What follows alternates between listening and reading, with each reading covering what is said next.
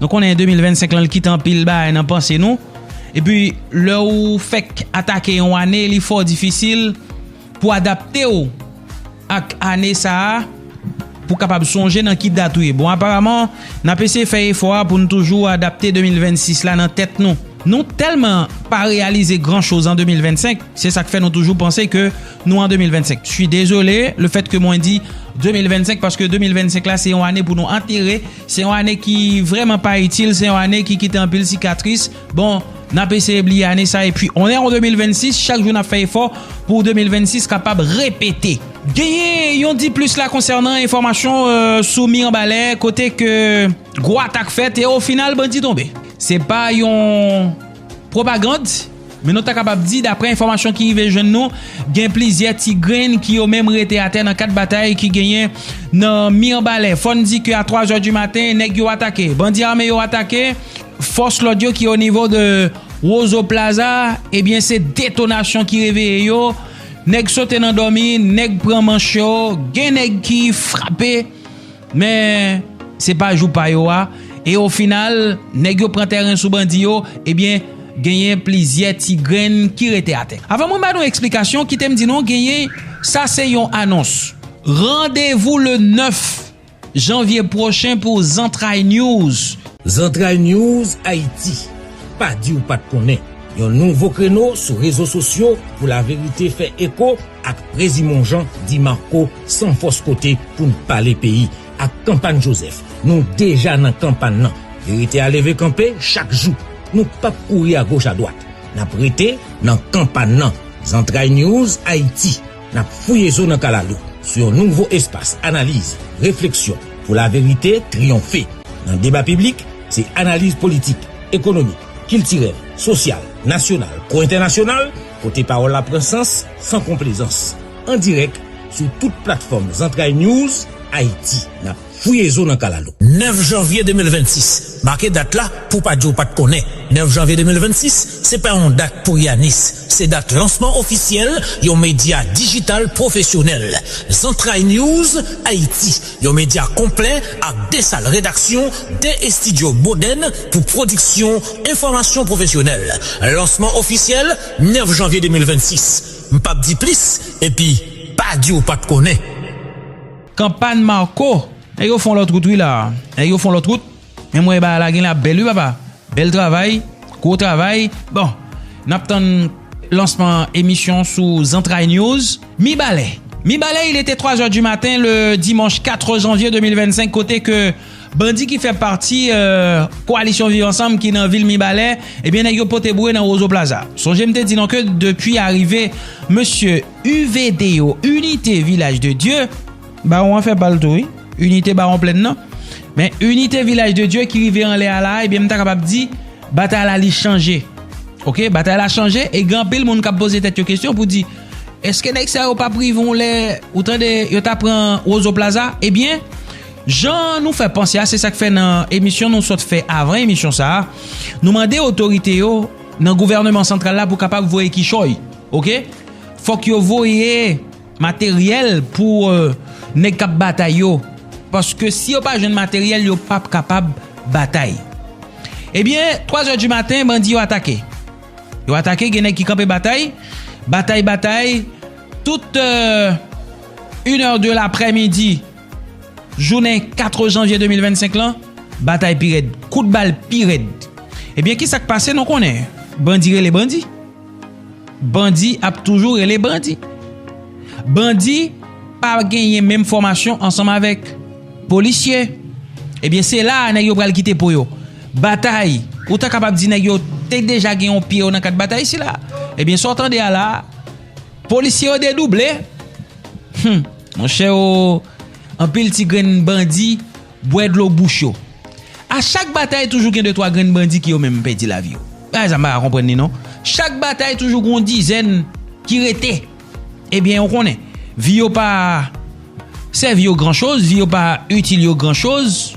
Et yo vinn bataille pour rien. Et puis yo perdu la vie yo. Et puis la République lui même toujours a fonctionné. Et gagner G. Information ta vinn jeune moi fait connaître que G t'a frappé. et li tombé. Un monsieur levé pour le camper bataille. OK? Gen moun qui t'a fait quoi que li blessé et nan balle que li recevoir, mais information moi gagné c'est que li pas ta blessé. Balle la frappé, li tombé. Parce que nous connaît des fois les nèg gen on bail sous li qui pour empêcher balle la rentrer, les balles la frapper, li frapper avec une force. Par exemple, l'on prend balle M14, même l'on pas percé, ou pas percer. C'est pas percé. Gon côté le frappe ou pas capable tomber surtout s'il tombe dans tête ou dans front, ba ou tomber, ou perdre force. Nous était gon bataille et nèg Gabriel yo avec nèg G9 yo laisse ça barbecue dans bataille là et gon nèg qui bay Tyson non balle. Wap, bon tête, on balle M14. Tyson prend balle là, il tombe. Monsieur mouri, nèg qui les Tyson. Monsieur tombe, lever le goumé, il tombe, barbecue dit poser non mais non balle M14 ou prend. Ça veut dire balle la gen force en pile li jetel mais li pas rentré. Des fois, on a bataille tout, nèg la ou tande le gen bon pot et puis il saute dans bataille pour le faire boule parce que toute balle qui tombe sous li yo, c'est grafouyen, balle yo grafouyen, ça veut dire on fait boule. Bon, en tout cas, mais c'est tout sortant de les ak poko rive oui. Kounya gon ti message. Tout chauffeur moto do mon yo, mes amis m'reme nous. Monsieur m'reme nous. M'pa ta souhaiter non tomber dans n'importe qui condition parce que la police débile touyer, bandit débile touyer, tout est fini. Grand pile chauffeur moto do mon qui a bay antenne pour bandit. Toute liste là nan men nèg yo nan Rozo Plaza. Monsieur, même si nous même mettre comme nan bras oui. Tout nèg qui connaît y a fait taxi moto au niveau de Domon qui a bay antenne pour bandit, tout nom, à toute identité, autorité, tout bagay honnête, biographie ou non mais nèg yo force l'audio. Et de temps en temps y a glissé quelques noms là sur un série de côté, ça veut dire gen côté depuis nous aller là, problème. M'vle dire non tout simplement, ça c'est pour sauver des vies. Parce que ça qui arrive que nous a bay antenne mais nous pas entrer dans bandit à fond. Est-ce que nous comprenons? Qu'on y a là, ça m'vle nous faire poser maille non. Parce que pas oublier dans la rue là, bon, on va défendre des goudéons. Mais c'est comme ça pour entrer dans ces deux zones. Donc bandit a lui-même li si on pas cavo, faut qu'on ba l'information et puis pour capable gagner accès à zone si là des fois au fond coup de tête ou river dans zone ni, pas ni problème parce que ou gen liberté pour faire sauver là parce qu'on ba information. Et nèg yo là qui yo même dans Rozo Plaza qui connaît tout chauffeur moto ATA qui a bay bandi information. En tout cas monsieur, pas dit m'pas parler non. Pour les gen l'obé pété, pour nous t'a dit nous pas te connaît. Delcy Rodriguez, c'est nouvelle présidente pays Venezuela. Li était vice-présidente Nicolas Maduro, avocat Delcy Rodriguez, yo le Tigresse. Li c'est nouvelle présidente par intérim Venezuela par la Cour suprême PIA. Rêve Venezuela confié après capture samedi 3 janvier 2026 là. Président République bolivarienne ensemble avec madame ni par force l'ordre spéciale américaine pour accusation qu'il y a narcoterrorisme pendant une opération dans Caracas. Cette dame de 59 ans, Delcy Rodriguez, prend officiellement tête pays Venezuela à titre de présidente par intérim conformément à la constitution pays. C'est la Cour suprême Venezuela qui ordonnait samedi et dame ça comme vice-présidente, lui-même il a 56 ans et pour capable assurer intérim pouvoir après capture par États-Unis, président Nicolas Maduro ensemble avec madame Ni Cilia Flores. Cependant, la Cour n'a pas prononcé les sous absence définitive Nicolas Maduro. Qui est cette dame? Détail avec nos confrères de France 24. Nous sommes réunis ici précisément pour dire au Nord qu'il ne nous soumettra pas à ses ordres impériaux.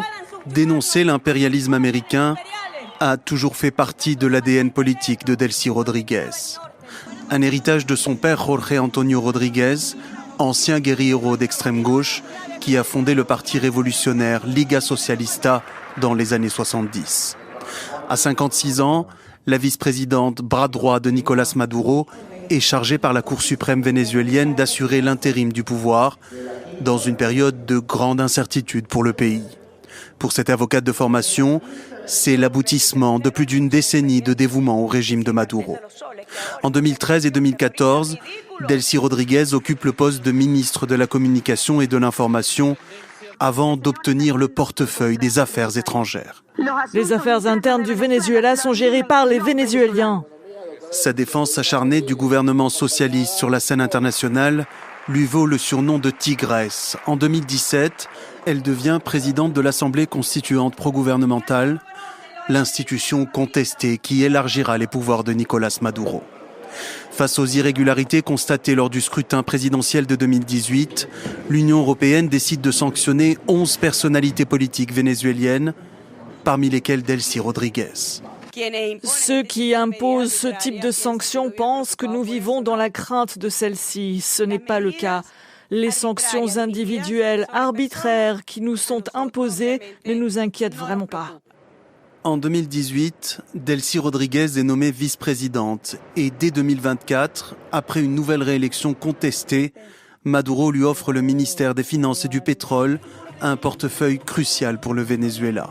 Selon des analystes, Delcy Rodríguez aurait tissé des liens avec le secteur privé et les investisseurs étrangers après avoir stabilisé l'économie du pays et augmenté progressivement la production de pétrole, malgré les sanctions américaines. Vice-présidente là, lui-même, l'État supposé dans le jour cap venir là, convoquer élection dans un délai un mois selon constitution pays. Alors que Donald Trump lui-même déclaré samedi dans le cadre de conférence pour la presse que États-Unis a dirigé Venezuela aussi longtemps jusqu'à mise en place une transition sûre. Nouvelle présidente par intérim Delcy Rodríguez, surnommée Tigresse par Nicolás Maduro, déclaré li prêt pour défendre Venezuela après grave agression militaire États-Unis. En pile pays dans le monde là dénoncé. Après décision de la Cour suprême Venezuela, l'armée vénézuélienne reconnaît vice-présidente Delcy Rodríguez comme présidente par intérim pays, annonce qui fait dimanche par côté ministre défense là, général Vladimir Padrino Lopez. Qui sa ministre défense là dit Venezuela, eh bien pays a continué résister après attaque les États-Unis. Zempire lui là. Yo mette Damsa lui-même forme dit non que y aurait le Tigresse. C'est parce que son on dame qui voulait toujours diriger avec une main de fer. Il toujours campé dedans, quelle que soit la mesure qu'il prend, il passe en pile étape dans le gouvernement de simple employé à ministre affaires étrangères, ministre responsable pétrole et économie dans le pays. Parce que c'était un proche, un bras droit de Nicolás Maduro. Donc, je ne dis là, dame ça qui lui-même prend pouvoir, est-ce que il va le plier avec, nous sommes capables de dire, l'autre pays États-Unis, puisque nous connaissons, dame ça lui-même, il pas prend l'autre, son pas lié. Il pas prend l'autre. Non, mais occidentaux. Bon, qu'on y a là, qui ça peut le passer? C'est la grande question. Mais ça, vous prenez le temps de là. Si vous pas suivre nous arriver dans le point ça, eh bien, on va perdre parce que ça, vous prenez le temps de là, c'est important. En pile, c'est la voix de quelqu'un qu'on peut considérer comme notre président. Parce que sinon, pas un Jovenel, c'est le dernier président, non? Et moun sa yo là, m'pa quoi personne moun dans pays a senti yo à l'aise pour t'a dit que eh bien moun dans conseil présidentiel de transition sa yo c'est président non. Non pas gen fierté. Mais n'a gen fierté pour nous dire que Ibrahim Traoré est notre président. Et c'est ça que fait. M'pral permettre n'entendre discours Ibrahim Traoré après arrestation et Nicolás Maduro ou bien enlèvement Nicolás Maduro. Et ou même, côté que Toro a accusé Washington, comme yo même yo accusé Maduro de narcoterrorisme, eh bien, monsieur Saha, qui lui-même c'est Ibrahim Traoré, lui accusé les États-Unis de terrorisme d'État. On a le goût des discours là. Donald Trump, aujourd'hui, je ne parle pas en diplomate, je parle en homme libre, je parle en homme des peuples que votre empire a trop longtemps traité comme des territoires sans voix.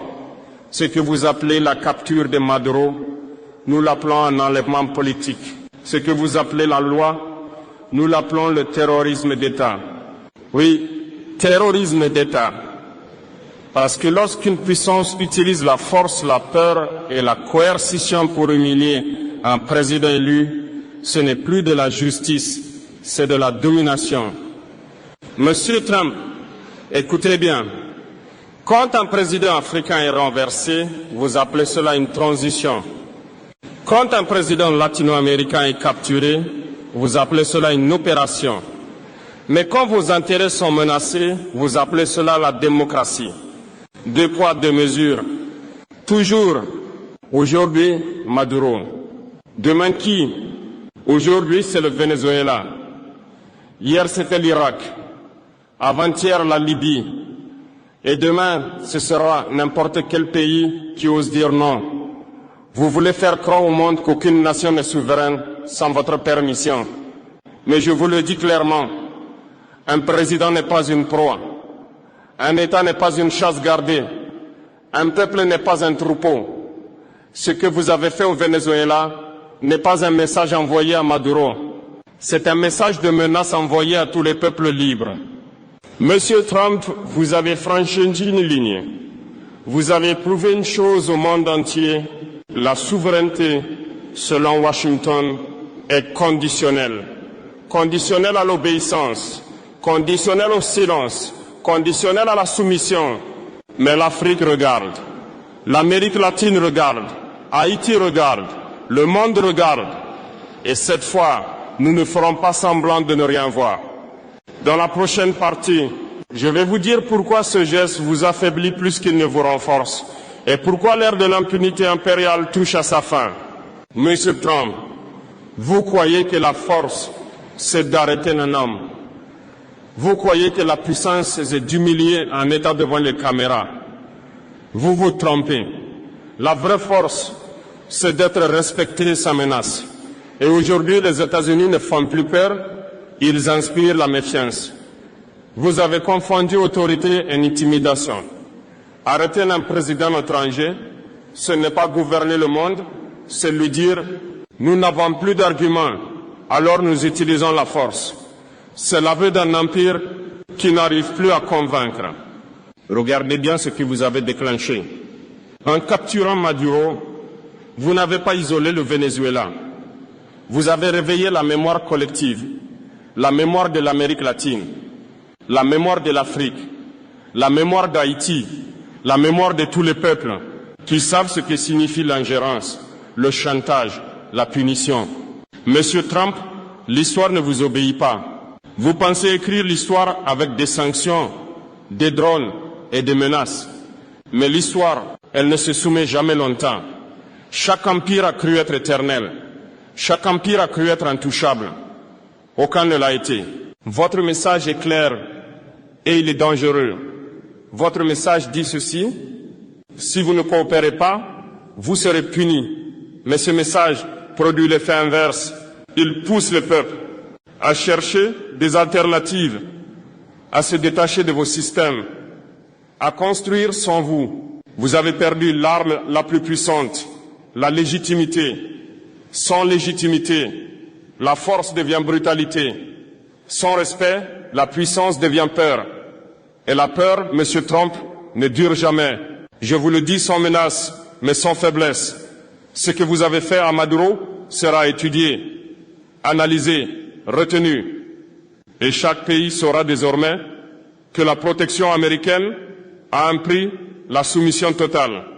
Je vais vous expliquer pourquoi l'Afrique ne sera plus jamais un terrain d'expérimentation et pourquoi ce monde unipolaire touche à sa fin. Monsieur Trump, pendant trop longtemps, l'Afrique a été traitée comme un terrain d'essai, un endroit où l'on teste des coups d'État, des sanctions, des dirigeants dociles et des peuples qu'on croit sans mémoire. Cette époque est terminée. Ce que vous avez fait au Venezuela, nous le reconnaissons parce que nous l'avons vécu, sous d'autres noms, avec d'autres prétextes, mais toujours avec la même logique. En Afrique, on a capturé des présidents autrement, par la dette, par la corruption imposée, par la peur fabriquée. Vous appelez cela coopération. Nous appelons cela domination. Vous avez pris nos matières premières et laissé nos peuples pauvres. Vous avez soutenu des régimes faibles pour mieux contrôler des nations riches. Et maintenant, vous vous étonnez que l'Afrique parle d'une seule voix. Monsieur Trump, écoutez ceci attentivement. L'Afrique observe la capture de Maduro comme un miroir du passé et un avertissement pour l'avenir. Si un président latino-américain peut être humilié publiquement, alors aucun président africain n'est en sécurité dans votre ordre mondial. Mais voici ce que vous n'avez pas compris. Nous ne voulons pas remplacer un maître par un autre. Nous ne voulons pas changer de chaîne, nous voulons les briser. L'Afrique ne mendie plus, elle s'organise, elle apprend, elle coopère autrement. Votre monde unipolaire se fissure. Vous appelez cela une menace. Nous appelons cela un rééquilibrage naturel de l'histoire. Quand un système ne profite qu'à une minorité, il finit toujours par être remis en cause. Ce discours n'est pas une provocation. C'est un constat, un avertissement calme, un message clair. L'Afrique ne sera plus jamais votre laboratoire politique, économique ou militaire.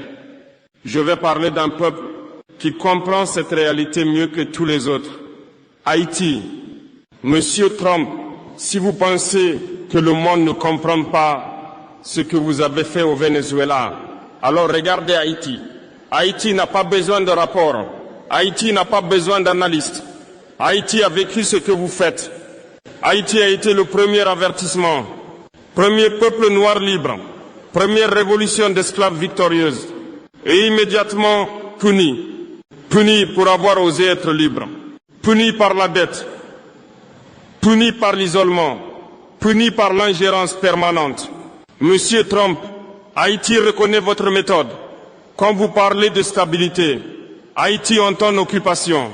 Quand vous parlez de sécurité, Haïti entend contrôle.